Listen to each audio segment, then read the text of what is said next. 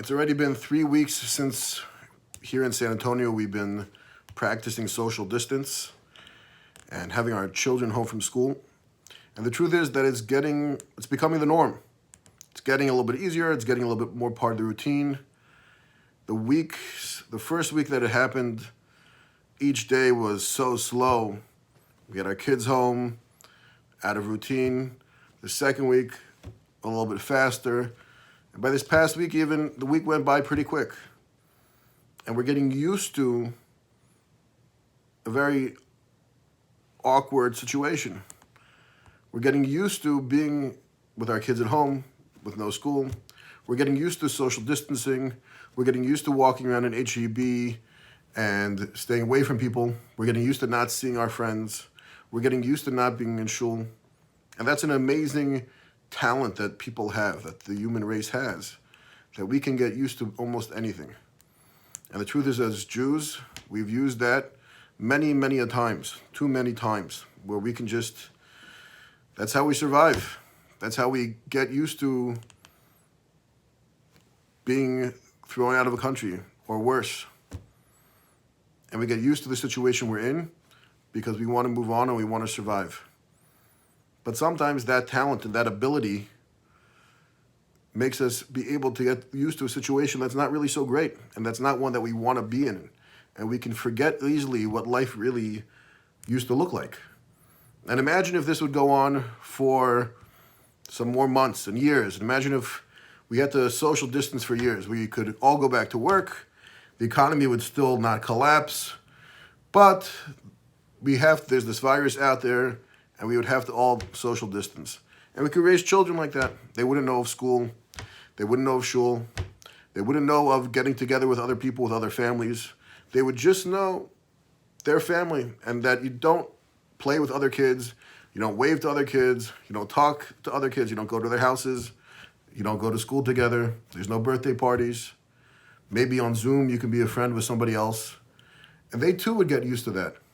And that would be their new normal. When they would be in HEB shopping, they would stay away from everyone. And if they would see someone coming over to them, they would get nervous. What is he doing? What does he want from me? Why is he talking to me?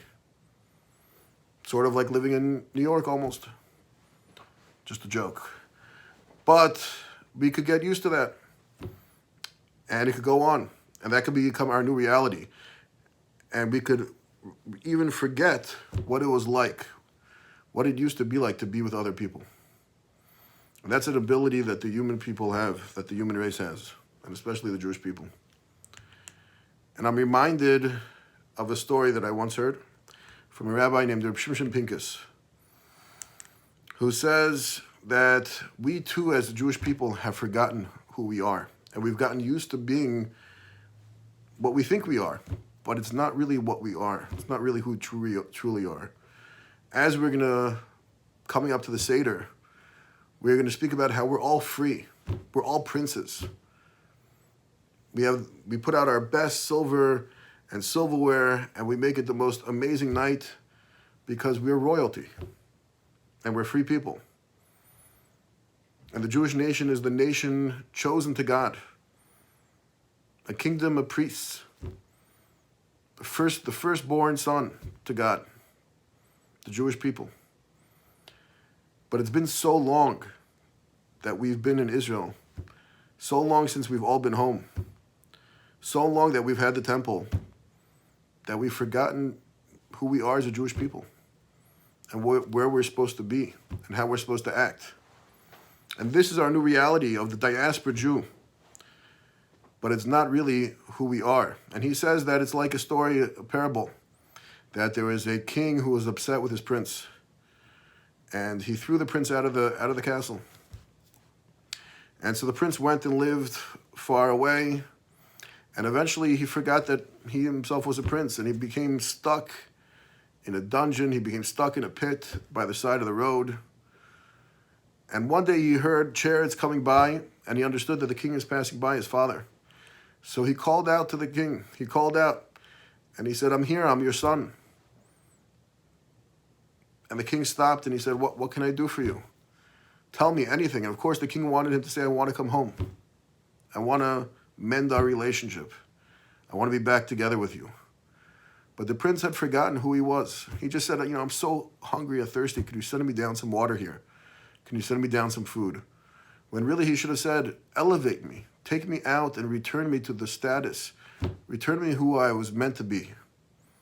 To the relationship that I'm supposed to have with you.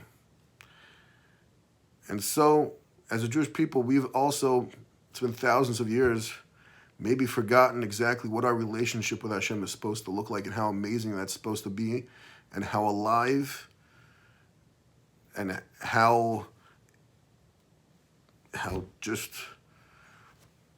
together we're going to be, how together we're supposed to be.